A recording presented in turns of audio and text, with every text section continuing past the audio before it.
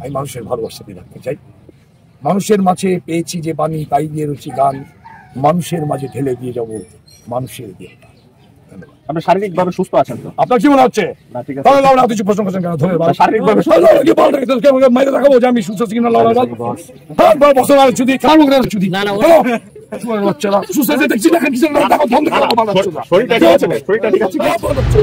আমার ইয়েতে ধ্যানে ছিলাম বা নামাজ টামাজ করেছি, যা হয় আমরা মুসলমানরা কোনো আউলিয়ার মাজারে বা দরগায় আসলে যে ভালোবাসাটুকু নিতে চাই সেটুকুই নিয়েছি।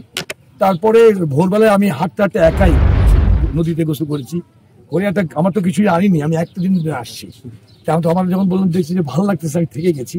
আমার সব সময় চলে গেছে, কিন্তু আমি একাই ওদেরকে থেকে গেছি। তারপরে ওখানে আমার গামছা দিয়েছি, আমি স্নান করে ওইটা পরে শুয়েছিলাম। কে যেন কে হইতেই পারে, তো মানে আমার যা হয় ভাই, আজকাল তো সবার হাতে ক্যামেরা রয়েছে, সবাই ইয়ে করছে। পরে ওটা তুলে নিয়ে করার পথে যা হয়েছে, আমার বন্ধু বান্ধব, আমার শিল্পী বন্ধু বান্ধব, আমার ফ্যামিলি সবাই এখনো জানেনি। তারপরে সবাই মিলে না আমার কাছে যে সমু নাই কি হয়ে গেল। আমাকে সবাই আসলে খুব ভালোবাসে। আপনারা জানেন যে আপনারা আমাকে কতটা ভালোবাসা দেন। আমিও খুব উপলব্ধি করি যে আমি সত্যিকার অর্থে বলি যে আমি সমু একজন অভিনেতা হিসেবে মানুষের ভালোবাসা পেয়ে যতটা ধন্য, আমি অত বড় ভাইরাল হয়ে গেল কত আজকে হয়ে গেছে। যুগান্তর আগে যদি করে মিনিমাম আপনি বাবার 161 লিখতাম, রাসেলের চার্জশিট লিখতাম, 8-9 থেকে বাবার ফাইনাল রিপোর্ট সবকিছু আমি লিখতাম। এবং 5টায় আমি ক্লাস 5-এ থাকতে কোটচাঁদপুর থানা, থানা 9।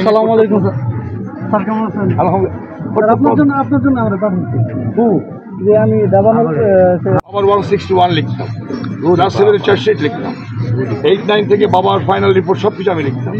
এবং 5টায় আমি প্রথমে আমরা বুঝতে পারি নাই যে উনি সৌম্য চৌধুরী।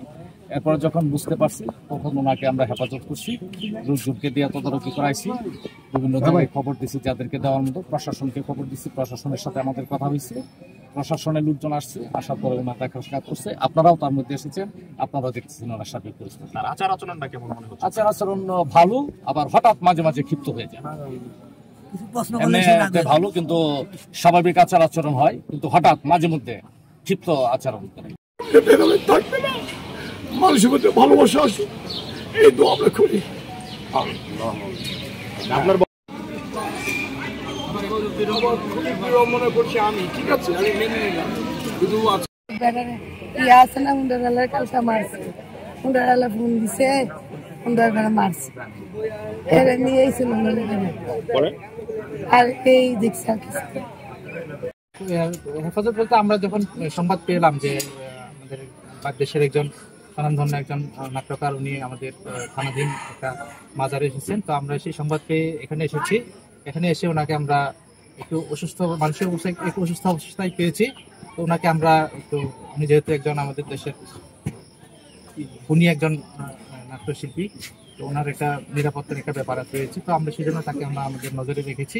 ওনাদের পরিবারের লোকজনের কাছে খবর পৌঁছে দেওয়া হয়েছে, ওনার পরিবারের লোকজন আসছে, তারা ইতিমধ্যে রাস্তায় আছে, তো ওনারা যখন আসলে আমরা ওনাদেরকে, আপনাদেরকে যে নাট্যকার সৌম্য চৌধুরী ওনাকে আমরা তার পরিবারের হয়েছে।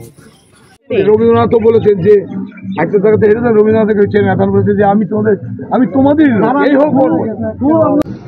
এই মামা খাইছো, খাওয়া দাওয়া করছো, খাইছো খাইবা, কিছু খাইবা, গোসল করছো, খাও কিছু।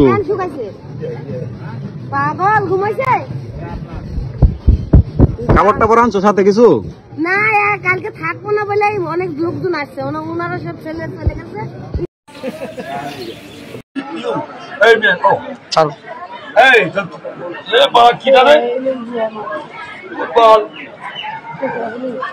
কোনটা